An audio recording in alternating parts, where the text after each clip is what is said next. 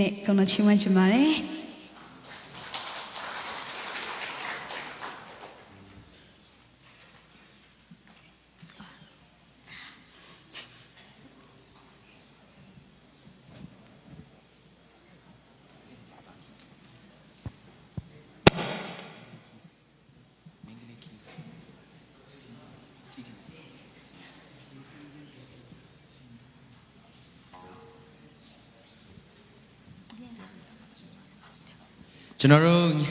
저는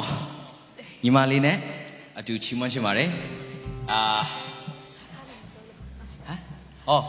자 저는 대신 유에다 따이도하러래 내 소문랑 소문랑 피도하러네 맞추러 봐우 아주 소양 어서 다음에 또 미소로 소비 저는 하카로 소매 저 애라로 내내 외워라고 서로 저는 디아 미국인의 대단한 표현 저는 아마 타일랜드 가면 별로 레스로 오케이 다 보배 저는 탱고만 타이시나 다음에 저는 또 SB의 탱고 한번 시도 또 아마 타임라서 야래 아마 타일랜드 가면 돼 저는 니프틴 소리에 대신 레오 아주가 치면 좀 말해 미소로 swing 니드닌 스갈리네 봐 표현 가면 돼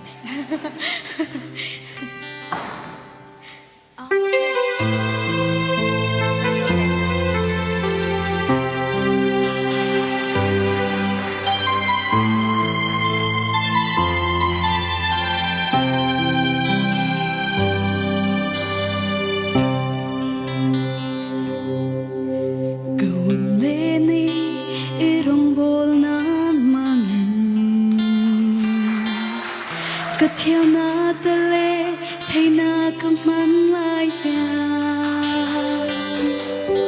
soi cha na ta lê hel rel na te mình nung duy chẳng gom lệ chi mà se ban ra re kare thế lo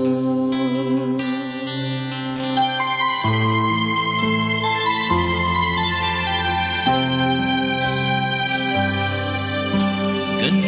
subscribe